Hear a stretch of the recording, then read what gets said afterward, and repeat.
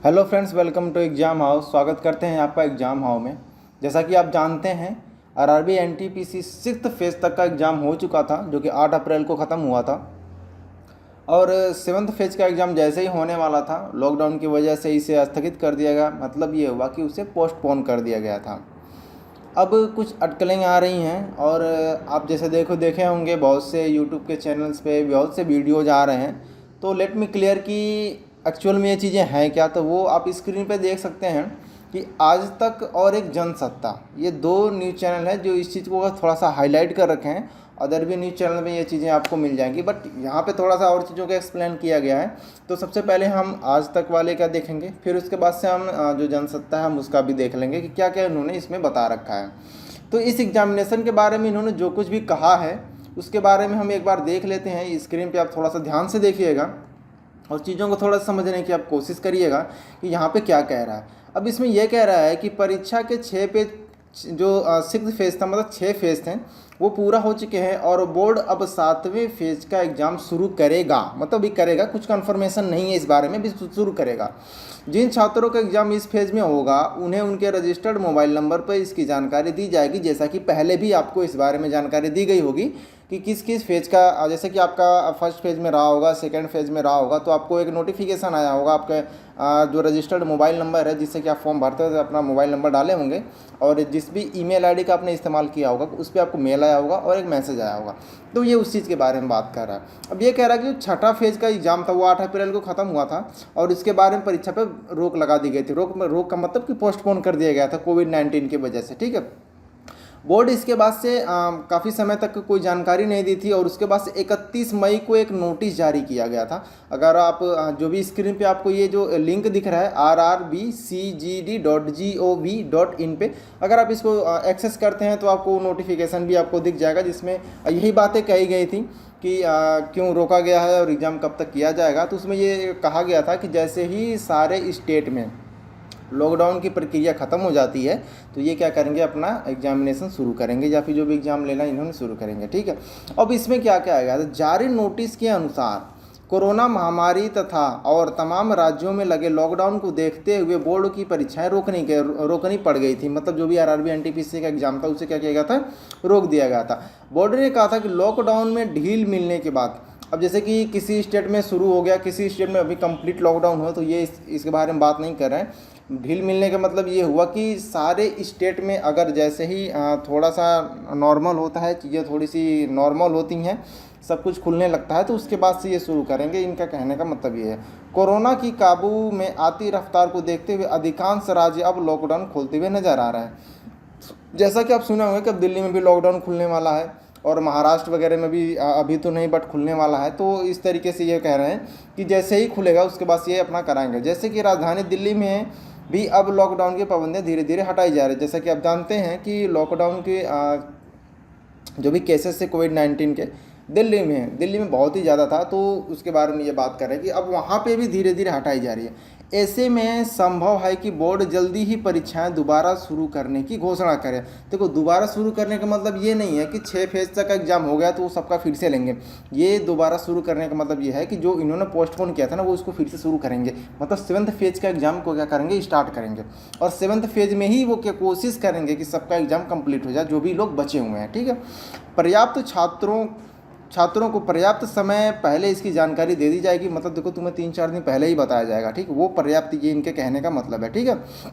उम्मीदवारों को उनको एडमिट कार्ड के प्रिंट आउट के साथ एक वैध प्रमाण पत्र लाने के, मतलब जो भी पहचान पत्र है वो आप लेकर जाना पड़ेगा। जैसा कि कुछ लोग पहले भी किए थे। अगर आपका एग्जाम नहीं हुआ है तो आप लेकर के जाना। आज जिनका हो गया उनसे एक बार फ़ोन पे या फिर डिस्कशन कर लेना, पूछ लेना। अगर ज़्यादा जानना चाहते हो तो एक बार आप हमें कमेंट करना, हम आपको उसकी पूरी जानकारी दे देंगे किस किस तरह की चीज़ें आपको लेकर जानी है, कौन सा पेन लेकर जाना है या फिर लेकर ही नहीं जाना है, और किस तरह की आईडी कार्ड आप लेकर जाना चाहेंगे तो भी आपके लिए ज़्यादा सफिशिएंट होगा, क्योंकि वहाँ पे आपसे कोई भी बहस नहीं करेगा। ठीक है। जब आप सेंटर पे पहुँचेंगे, अगर आपके पास वैलिड सर्टिफिकेट या फिर वैलिड पहचान पत्र नहीं हुआ तो वो आपको बाहर कर देंगे।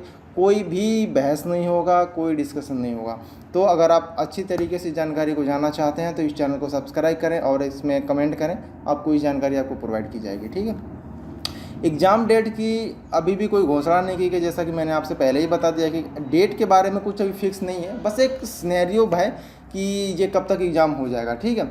मगर जल्द ही बोर्ड इस पर निर्णय ले सकता है। जून के अंतिम सप्ताह, ये सबसे ज़्यादा इम्पोर्टेंट लाइन है, आप इसको ज़रा ध्यान से देखना। जून के अंतिम सप्ताह या जुलाई के पहले सप्ताह में एग्ज़ाम शुरू हो सकते हैं, अगर सिचुएशन नॉर्मल रही तो। अदरवाइज ये भी क्या होगा, और पोस्टपोन हो सकता है, ठीक है। हालांकि एग्ज़ाम डेट की स्पष्ट जानकारी आधिकारिक घोषणा के बाद ही मिल सकेगी, मतलब जब आप नोटिफिकेशन को देखो, अब तो आप शुरू कर दें। आज 7 तारीख है और ये जो नोटिफिकेशन आया था, नोटिफिकेशन का मतलब ये जो न्यूज़ में हेडलाइंस आई हुई थी, ये 6 जून को आया हुआ था 10:30 बजे के लगभग, ठीक है। तो मतलब आपको एक काम करना है कि आप क्या करें कि डेली सुबह 7 बजे या फिर 8 बजे, जब भी आप सुबह जगते हैं, एक बार आप क्या करें कि RRB NTPC जो भी है, अब ये जो लिंक दे रखा है, ये लिंक हम आपको डिस्क्रिप्शन में प्रोवाइड करा देंगे।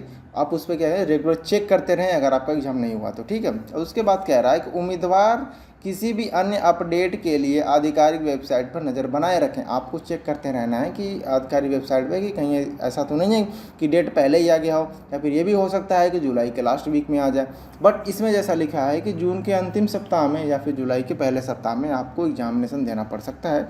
3-4 दिन पहले वो आपको नोटिस दे देंगे और आपको एग्ज़ाम देना पड़ेगा, ठीक है। अब इसी को कंटिन्यू करते हैं, और कंटिन्यू करने के बाद से हम देखते हैं जनसत्ता के बारे में भी कुछ यहाँ पे लिखा हुआ है, ठीक है। अब देखो, ये जनसत्ता का है और ये आपको कब आया था, ये आया था 7 तारीख को, ठीक है। ये 7 तारीख को आया तो 5 बजे, मतलब आज की डेट में यह आया हुआ है। और यहाँ पे आप जैसा कि देख रहे हैं कि आपको सिंपल से यहाँ पे कुछ देखने को मिलेगा कि गवर्नमेंट ऑफ इंडिया कुछ नोटिस है। ये वही नोटिफिकेशन है जो कि 31 मई को आया हुआ था। तो एक बार इसको आप देख लेना, पढ़ लेना, लिंक हम प्रोवाइड करा देंगे, वहाँ से आप डाउनलोड कर लेना, ठीक है।